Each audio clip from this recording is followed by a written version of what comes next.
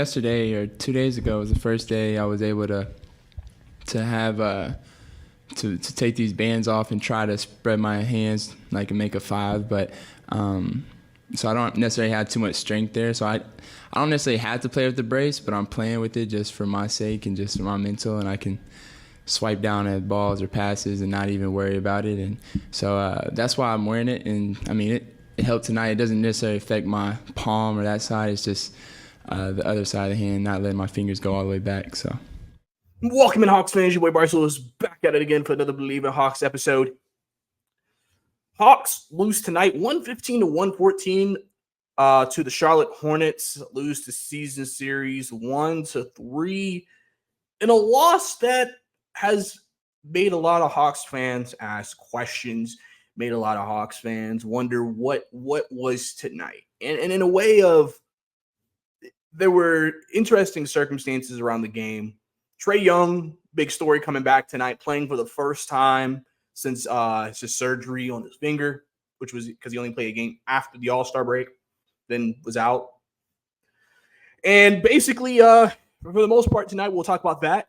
And then we'll talk about, like I said, the game. And then we'll talk about how the game ended. Obviously, the fourth quarter, people questioning Quinn. And I'm going to tell you guys why I'm not questioning it and go from there. But yeah, and as we hit the last couple of games of the Hawks season, this was the last Hawks home game tonight, and now they will be on the road for potentially a long time, which I will get more into as the pod goes on. But let's go ahead and start, like I said, with it. First, I'm going to talk about the positive. Trae Young back tonight, first time coming back since the injury. Just got cleared from the doctors on Monday to do team practice and get contact. Did not play the Miami Heat game yesterday, but came back tonight against the Hornets and played tonight. Overall, I think he looked good. Obviously, had a couple of turnovers tonight, but for the most part, played well. Played 21 minutes tonight, 14 point, 11 assists. Kind of, it's actually very impressive. In 21 minutes of time, still getting a double-double tonight, 4 rebounds, 5 of 5 from the field, 2 of 2 from 3. So for the most part, he didn't play bad tonight. He actually also had the highest plus minus of any player on the floor as well. So overall tonight, Trae Young looked good. I don't see much of an issue with how he looked tonight. But you guys let me know what you think how Trae looked tonight. Because ultimately I thought he was fine. He looked good. He kind of showed you some of the things that we've been missing since he's been out of the lineup. Obviously, his playmaking ability, his ability to, like I said, score the ball, and just some of the things that, DeJounte, that's not really his game that Trae can do. So overall, I think Trae Young looked good tonight. Really happy for him to get back on the court. I could see these next few games for him just being games to get rust off, let him get some play time in, try to get his wind up before playing next week. So he only played 21 minutes tonight. We'll see if Friday he plays again and then he gets, maybe pushed to 25. And then maybe Sunday you may see him play again or not. I mean, again, it's one of those things where since you're entering the end of the NBA season and the Hawks are kind of stuck where they are, it may be one of those things where you may see Quinn not really play Trae a lot still just through the rest of the season just because. But obviously we'll have to see what he decides to do and what he wants to do moving forward with that situation. DeJounte didn't play tonight. Obviously, he had a quad injury they had on the injury report, so he sat out tonight. DeAndre Hunter was out tonight with some rest. So clearly you can kind of already start seeing the Hawks going ahead and trying to, go ahead, just get the guys healthy, get the guys rested. Probably won't see Jalen Johnson also for the rest of this regular season as well with the ankle injury, and we'll probably be looking at next week as the time for him to play. But let's get into the actual game with the Charlotte Hornets and the Hawks tonight. Hawks in this game, like I said, with the injury, started a 4-guard lineup basically tonight with Clint Capella at the center position. First half, defense was a bit of a suggestion, but overall, I think the offense looked fine. Obviously, when you think about that lineup, you have Vic who can shoot threes, Garrison can shoot threes, and Bogey can shoot threes. So, and you have Trae Young who's back, who's one of the best passers in the league and has some of the best court vision in the NBA. So obviously the Hawks were shooting the three really, really well in the first half. Trae was finding guys. Garrison continued to shoot well. Vic had a really big game tonight for the Hawks. He was aggressive tonight. And that's one thing about Vic that has actually been interesting during this period of time has been, Vic is a guy who he has games where he won't be aggressive at all. And then he'll have games like this where he'll be aggressive, and then he'll have a really strong game because of it. I think Vic is just trying to, one thing, if there's anything he can really work on, is just finding that fine line in between when to be aggressive and try to help offensively, and when to kind of, just be a guy who is the secondary guy who sets things up, helps connect things, and etc. Obviously, the Hawks have to make a big decision on him, as he is on a two-way contract, so he will not be eligible for the playoffs if he is still on a two-way. The Hawks have to make a decision before next week on, I believe playing players cannot play, or two-way players cannot play and play in games. So they would have to make that decision literally by Sunday, Monday, if he's going to be on the team, which you would think the way they've used him, he will be. And then looking at who they could cut, everybody probably is thinking Trent Forrest, and then you just ride with Kobe Buffkin as your third point guard in the playoffs moving forward, and stuff like that. But overall, like I said, first half, especially in the second half, they got some good looks. They played well offensively. Third quarter really played well. Still had about 15-point lead. And then the fourth quarter, this is where people started asking questions. People started debating. People started wondering what was going on. So obviously the Hawks went to the bench unit. It was like Kobe, Muhammad Gay. Woot looked good tonight. Really, you can tell he's still getting used to this level, but I like what I saw from Muhammad tonight. You had Dylan Windler playing some big minutes. Obviously Vic, Trent Forrest playing minutes, and Kobe. And the whole fourth quarter, Charlotte came back on the Hawks and took the lead back. And so a lot of people have been asking the question of why didn't Quinn Snyder put in Clint, put in Trae? Were they not trying to win this game? Hawks coming into this game tonight still were a game back of Chicago for the ninth. Chicago has the tiebreaker, so they have to finish with a better record than Chicago. So realistically, you have to win 2 games after Chicago loses out.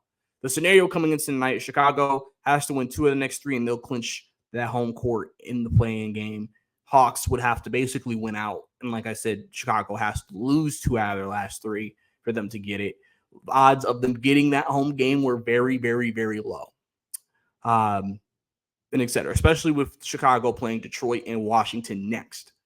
You would assume that they would win potentially both of those games, if not one of those games. And then the Hawks have to play Minnesota and Indiana to end the season. And they're both playing for something still. So it's not like the Hawks are going to get easy games and they need to take advantage of them. But so they lost the lead tonight. Hornets at the end were able to get the lead back. Trent had a burst there at the end that kind of had a bit of a takeover a little bit, but it wasn't enough to get them to the victory. But like I said, a lot of people after the game were questioning Quinn Snyder. And in most of the season, one of the main things that I've said that Quinn Snyder's biggest weakness as a coach is that sometimes he has left the starters in too long. When games are out of hand or it's over, he'll leave them in there longer. And it's like, well, why are we leaving him in there if we know the game is over? And so, some people, and obviously Jalen, the second time he got hurt this year with his ankle, people were talking about that because he was in a blowout when he got his ankle hurt. So tonight, the opposite. Quinn said, listen, we're gonna play the bench guys to end this game. Now you have to also take into consideration the Hawks just played a double overtime game yesterday against the Miami Heat, where a lot of their starters played basically a crap ton of minutes, 40 minutes plus, and they were. And if you watch the game, you knew the Hawks were exhausted. So obviously, usually with back-to-backs in the NBA, you see a lot of teams always try to pick and choose guys. They'll rest, sit, or cut minutes just because a back-to-back is tough in the NBA, especially if you're having to, travel or whatever. Obviously, the Hawks had 2 home games, but still a lot of minutes to play. So overall, the Hawks were in that position, and Quinn decided to go with. And you also could look at it like this. The Hawks had a 15-point lead going into the fourth. 15-point lead, you're not playing the best team in the world. Even though they got a couple of hoopers on that side, you probably were like, this may be a game we could still win and not play them again.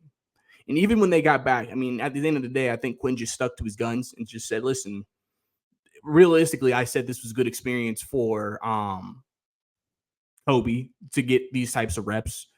And just, guys being in situations that they're really not in a lot. Maybe the only other person who's in this situation consistently is Vic, pretty much, or Bruno if he was the only center. But overall, I mean, he just kind of was like, listen, we were trying to win tonight. He said this in the press conference.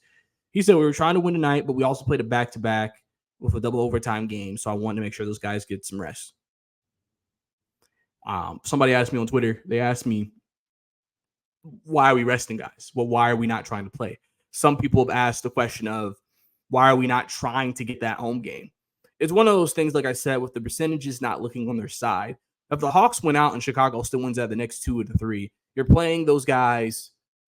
Here. Let me put it on the table for you guys. Let me lay it out for you guys. The Hawks, after today, have to go on the road to Minnesota, then go to Indiana, then go to Chicago. And if they win, then they have to go on to the winner of the 7-8 matchup on the road. Then, if they're able to get through that, then they have to go to Boston on the road for 2 games. You have to kind of start looking at everything. You can't just look at right now. If you play them starter the 35 plus minutes that a lot of those guys play just to not get the home playoff game, you're only going to get you'll get 2 days rest before the playing game, but it's one of those things where you're going to be traveling a lot. And I could just see Quinn at this point saying, listen, I'd rather rest my guys, make sure they're healthy, make sure they're good, and then go into that game next week against Chicago, knowing that my guys have not had to put a lot of minutes on their bodies for a few days, than going into a situation where I've played these guys a lot. We still didn't get home court. We still have to be on the road. And now I'm expecting these guys with the NBA travel, which multiple NBA players have mentioned on several occasions is one of the toughest parts of the job is the travel. And then also expect them now in do or die games to play even more minutes potentially. You know, where do you rest your guys? You know, when do you do it? You know, and I think for them, it's just if they were tied for 9th, then you may have seen them push for it because they're like, we win tonight, where we have we're up half a game. Maybe we can get lucky and the Detroit or Washington could beat Chicago. And then I think they both end the season against I think they both end the season against pretty decent teams. So you could potentially have a situation where you could still get it on the last day because of that. But because they were already down a game, even if you won tonight, again, if the Bulls win and then they win again, it doesn't matter what you do after that. You're not getting that spot. You're not getting the home game. So because the Bulls ultimately control their destiny. The Hawks don't control their destiny. All they can do is control what they can control and hope something happens where the Bulls stumble. So in a situation like that, you know, you're kind of in a situation where do you play the guys a lot? Like some people were questioning, like, you know, but like somebody even asked like why Jalen didn't play tonight. And I was just like, I mean, he's hurt. So I don't, like I said, I don't think we're going to see Jalen again until next week. We probably will not. DeJounte may play again. I can see DeJounte playing again for sure. But I probably would assume we probably won't see Jalen until next week. And we don't even know if he'll be able to play. But we probably won't even see a Kongu to next week. Like I said, Trae will probably play just to knock off Russ because he hasn't played in so long. So he'll play some minute restriction games just to get himself back, get himself right. And then we'll go from there. So, and obviously we'll see if anybody else can get back. I don't know if guys like Seth Lundy or AJ Griffin or somebody is going to get cleared. They're supposed to be, I think AJ's supposed to get an evaluation. A Congress supposed to get an evaluation this week. So we'll know more about their statuses going into next week or the weekend as well. So it's one of those things for sure where, I mean, you're at a point right now where there really is no point to rush the process. There's no point to sit here and try to push for guys to play when you know that your fate is pretty much sealed. You know what you're going to do. I'm sure the team is mentally preparing to go to Chicago. And like I said, when I was talking about the path that's ahead for the Hawks, they will potentially be on the road if they get to the play-in for 2.5 weeks. Imagine, just think about this for a second. Imagine you going to multiple states in 2.5 weeks and you're not able to go home. How do you think you would feel just working because listen, traveling is tiring for anyone. That's why jet lag is a thing. You're traveling multiple states for 2 weeks. Anybody would be tired in that situation. You're not going to be bringing the same energy every day. So imagine now for these guys, they're having to travel, play basketball for 48 minutes, hope you don't go in overtime and play more basketball, get a day off, then go, and then that day really is a travel day to then get ready for the next game. That can increase the likelihood of injuries. That can increase fatigue. That can increase lack of play. Guys don't have their legs. Now you're going in the game against Chicago with no legs and tired. And it's just like, is there a purpose? Is there a point why we did that? So, I mean, if they won tonight, obviously they'd still be in the running. And like I said, they would be like, I mean, if we can get in, we can get it. That'd be great. But I don't think that is their driving force, realistic. Because at the end of the day, they got to win 2 games to get in. At the end of the day, to get into the postseason, they're going to have to go on the road and beat somebody. So, like, the home game is just great to help cut that travel in half, knowing that you could maybe finish up Sunday and then go home to Atlanta before you have to travel again. But at the end of the day, too, it's like, well, you're also having to manage guys, manage rest. If the Hawks didn't have a double overtime game against the Miami Heat, could that have potentially changed how things went tonight? Definitely, 100%, because now you have 10 less minutes on your starters. But it didn't. They went into double overtime. So you have to now, as a coach, think, okay, where are my guys' legs at? Where are they at? Because like I said, Bogey still played tonight. Trae played tonight. Clint played tonight. They just didn't play the whole game. So you could already see the plan being enacted with them not going out there and playing too many minutes. You can already see the plan in place to just be like, all right, I want to get these guys some run, but at the same time, I'm not going to overextend these guys. And like I said, we don't know how they're going to play against Minnesota. They may come out, Trae, DeJounte's the starters, DeAndre's back in the lineup. You got Vic and Clint, and now you kind of have your backcourt back for the first time. And, you play that game, and we'll see how that goes, and we'll see if there's any minute restrictions there. But at the same time, too, it's like Minnesota is playing for something. So, you never want to sit here and assume your team's going to lose, because I don't think that. I just think it's one of those things where you also have to be realistic about where we are right now in the likelihood of things. You have to take odds into consideration and think, okay, what is the best move for the team moving forward? So I think overall, people are going to, there's going to be people who stand on the side of, we need to be playing guys if there's something to fight for, regardless, make us be eliminated first before we stop playing for something. And you have some people who are going to side with, we understand that it's unlikely. We are in the postseason. We pretty much know we're going to have to play 2 games regardless. So let's just make sure the guys are ready for the game, rested for the game, because that's like I said, starting Friday, we'll start the travel. Hawks will not be in Atlanta for potentially 2.5 weeks once Friday comes. Thursday, when they travel down there, they will not see Atlanta for 2 weeks potentially, unless they lose in the play-in. Then it'll be a week and a half.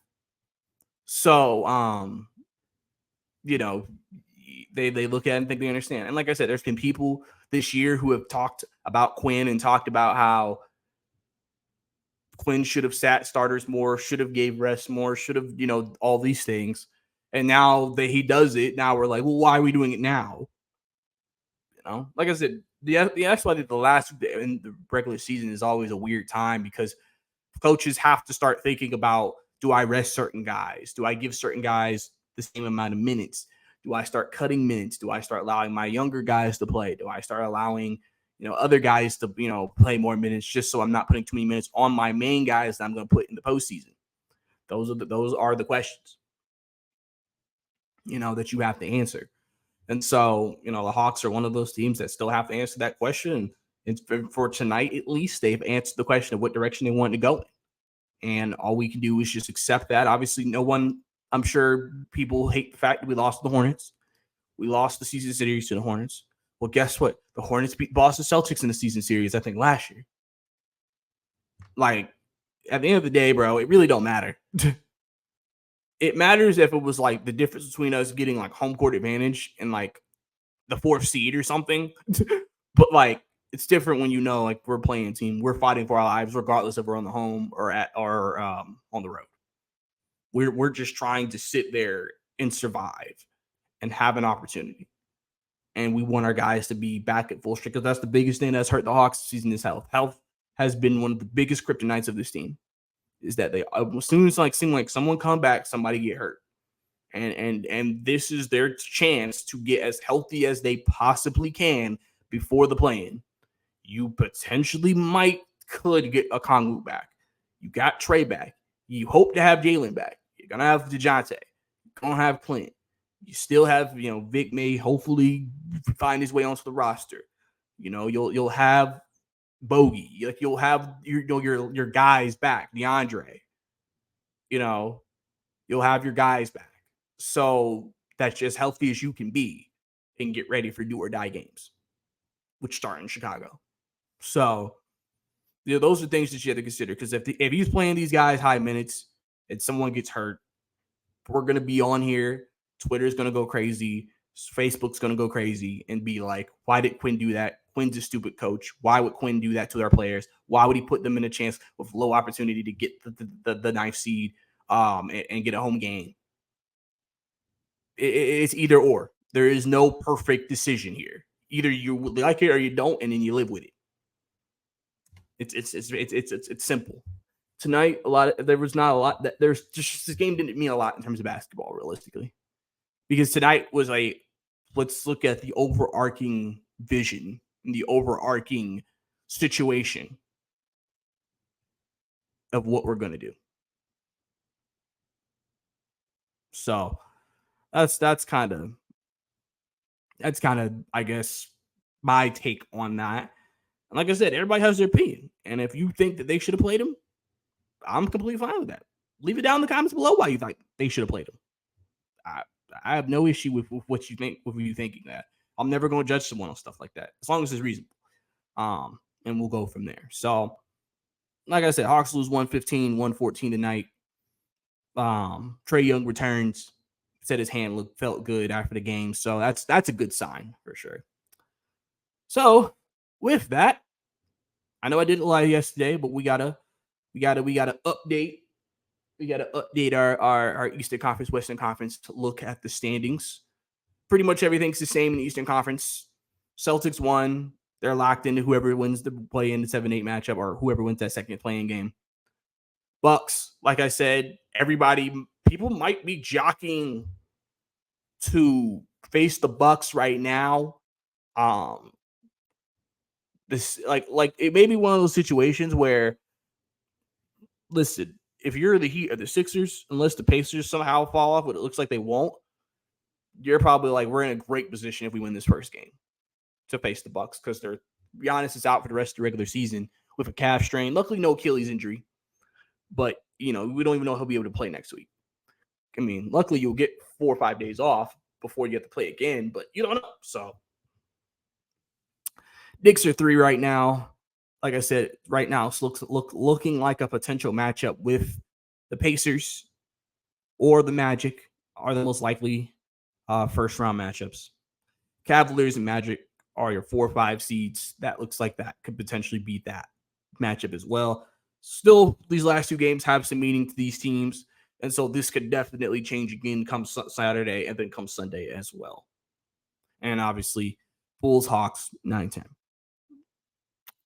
Western Conference, currently, as I am recording this podcast, Minnesota and the Nuggets are tied for first place, same record, playing right now, battling to try and get that number 1 seed in the Western Conference. Important for both. Also, the Thunder still in it as well, only a half a game back too. So they're also playing right now, trying to get it.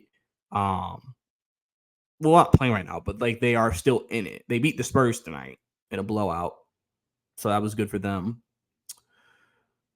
Clippers and Mavericks are locked in for the 4-5 matchup in the Western Conference, a rematch of Luka Doncic versus the Clippers Wings, Kawhi Leonard, Paul George. That should be an exciting playoff series in the first round and one of the highly anticipated first round matchups in the playoffs. Obviously Clippers feeling like clearly, I believe last season before they move into their new arena,